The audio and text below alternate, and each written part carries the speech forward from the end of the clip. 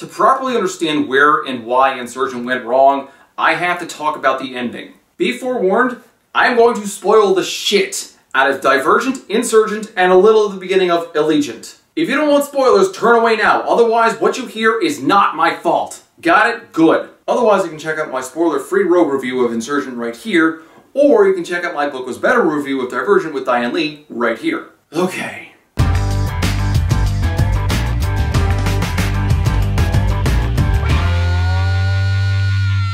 Ugh, fuck this fucking mess. When a movie establishes canon and creates definitive plot points about what certain things within a universe are, they should not go and completely ignore all of that in the fucking sequel. As I said in my other Rogue review, I enjoyed parts of the movie. There are a lot of good things about it. But the more the movie goes on, the less faithful it becomes to the book and to its previous movie. It's like they forgot what a Divergent was. And of course I have no idea how they're going to carry the story on in the third movie because they destroyed several important plot points in order to get there. There are two things I have to get off my chest real quick though. One good, one bad. The good is what they did with Peter's character near the end. Now in the end of Divergent, Peter escapes with Triss and company in order to escape the Erudite. But in Insurgent, he betrays them and joins the Erudite because, hey, fuck y'all, Peter's an opportunist. However, Peter betrays the Erudite and ends up saving Triss's life when she gets captured. But the way the book handled it wasn't quite as good as what the movie came up with. You see, Triss saved Peter's life from a hail of gunfire early on, but when it looked like she was about to die, Peter had a chance to save her and did so because he didn't want to owe her anything. It kind of came out of nowhere. I mean, Peter's a kind of backstabbing son of a bitch who stabbed another Dauntless candidate in the eye just because the other candidate was better.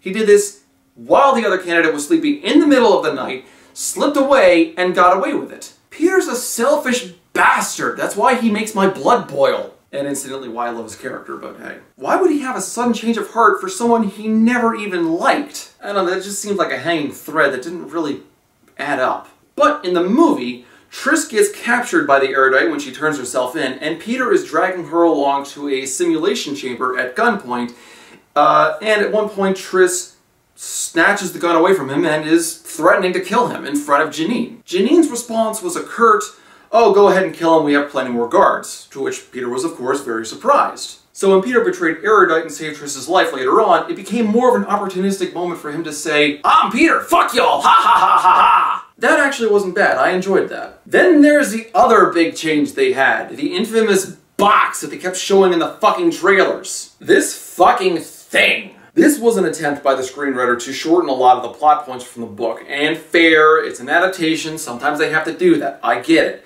But the way they executed it just raised so many questions. First off, there's the information the box actually contained. You see, the ruins of Chicago was actually a social experiment being conducted by the remnants of the United States government in order to test genetic anomalies on a small populace. Yeah, I know, it's fucking weird. However, Janine already knew this information in the book. It's kind of why she launched her attack on the abnegation. They were going to reveal this information to the wide populace. This is information only the leadership of the certain factions had. Janine was afraid that this would affect the balance of power and would somehow change the dynamics of the city, maybe causing some sort of a riot or mass escapes. So, she ordered an entire faction to be executed and came up with a plan using the help of people outside of the city within the US government to establish a new control serum in order to control the Dauntless faction. She didn't create the serum, it came from outside, she couldn't have done it without the prior knowledge of all the information that was contained in this fucking box. And of course the movie ends on some sort of a note of her saying, well, what's really out there? It's gonna be mysterious, blah. She fucking knows already, she conspired with them! And if that wasn't enough, this stupid box creates more tendrils from the plot to unravel from. And apparently it can only be opened by a Divergent who undergoes 5 different simulations, 1 per faction.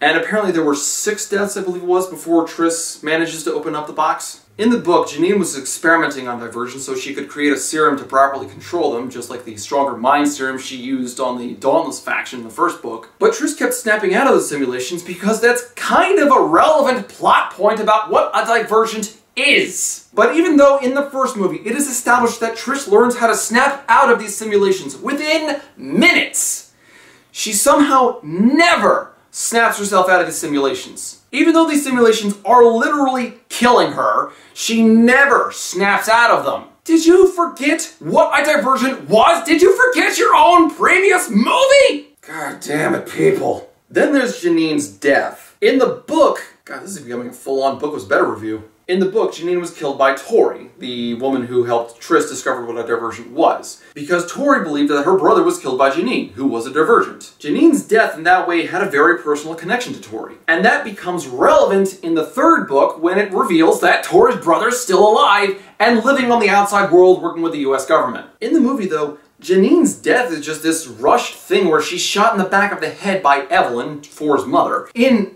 what seems like an attempt just to create closure. I mean, there's no personal impact, there's no real weight to the whole thing, it's just, well, we can't have her in the third movie, so... And they were doing so well with the emotionally driven plot. And of course, there's the way they handled the very ending. Now, I loved the Insurgent ending, because it ends on the line, and then the screaming began. That is a great line! But in the movie, everyone hears this news about the outside world. Everyone treats it like, huh, nifty. It's not this horrible revelation. It's not the sudden realization that their lives are all an entire lie. It's just interesting. And you see the gates of the city walls raising up with people just leaving in droves, even though at the end of the second book, the factionalists were starting to take over as the largest army in the entire city now, and were establishing martial law. In the third book, they were the government. They controlled all the weapons, they had the largest populace, and they wanted complete control over everybody. They weren't letting anyone live. They shot a few people who were trying to get out, including Tori. Hey, I said this would contain spoilers. This just... I really don't know how they're going to continue this story.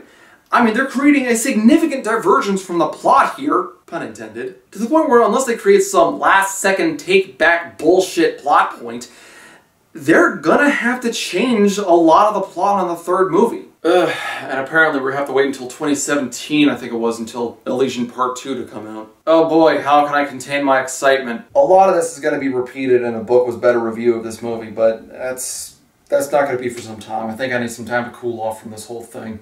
So, let's be honest, this movie had a lot to disappoint you with. There was some good, and there was some bad.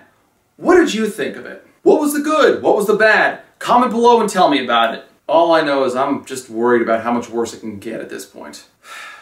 I need some vodka.